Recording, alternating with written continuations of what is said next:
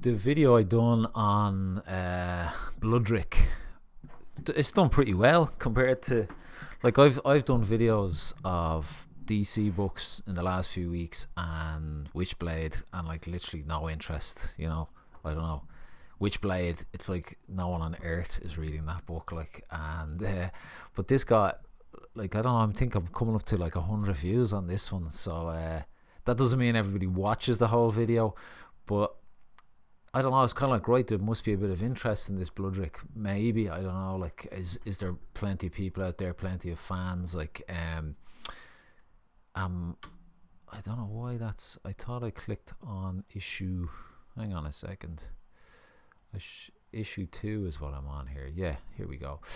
So yeah, I guess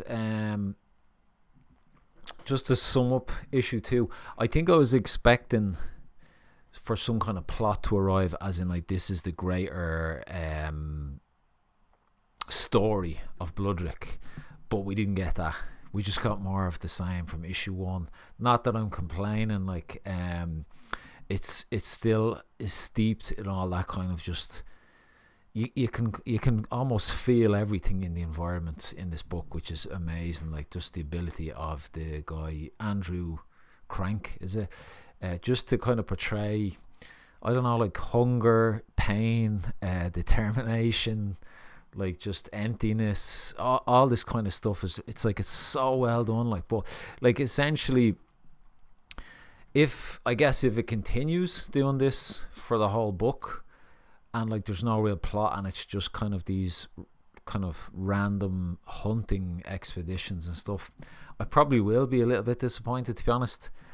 I still will buy the physical copy because it's such a beautiful book, like, and it's definitely something I'd love to have in a collected. Like I think this, from a few comments I got off people, this book was out last year, and I'm obviously only catching up now on Global Comics, but it's something I'll definitely want to buy the collected edition of, and I'll probably get all issues quicker if I buy it, because I'm not sure how regularly they come out here on Global Comics, how it works. But essentially, what do you say about the second issue? It's broken up into 2 stories.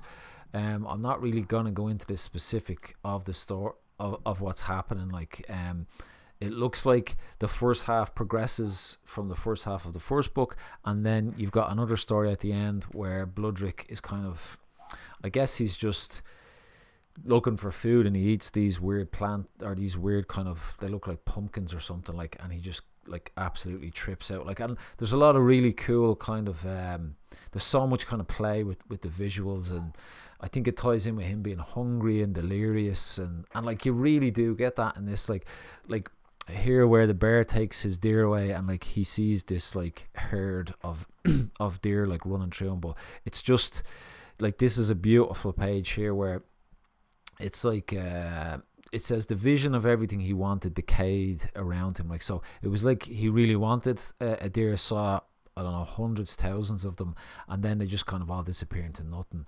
And then like it kind of progresses into like where he's just completely like tripping out. He sees this dragon, it's not there, it's kind of guiding him to this mountain. Look at that shot there, like with the mountain in the background. It's beautiful, like. But I think for me, probably the nicest shot in this from the first half, which I thought was amazing, was like, you know, like composition. I know people talk about that kind of stuff, like, but, and I don't even know if it was intentional, but this is what I got from it. But the final panel, which leads to possibly a bigger story, like, I do love that shot. But I think because there's so much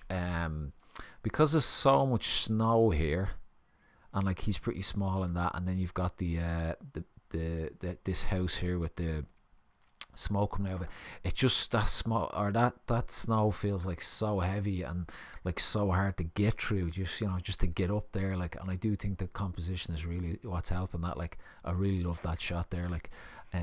Second issue kind of got second part of this, there's some kind of some cool characters, some cool visuals, and I can't help but think, like, maybe when the creator was doing this, like, sometimes he just wanted maybe to mix up or do something different. So he's like, I'm gonna just do a little story here, and like, not a lot really. It's just him, like, well, it's him tripping out from eating these bad kind of pumpkin like things, like I said. But like, here's back to this kind of like amazing visuals. Like, he's like looking down into the water, but then his reflection, it's like he's falling down. It's just amazing. And then he falls down into this like underworld. So fucking good. Like, just like super, like, I guess this is the power of comics, really, and what you can do with comics. But then like, this guy down here transforms into this huge beast, and it attacks him.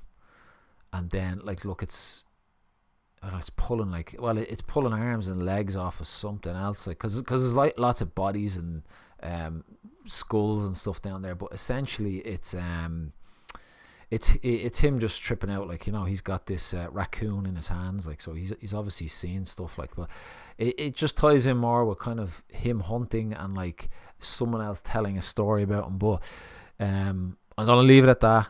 Don't want to go on too long. Bloodrik is such a cool book, like, and I can't wait to see more of it. Like, I'm really I'm all in. I'm very invested in this character. I'm just hoping for a bigger story now at this point. I just want something bigger, but time will tell.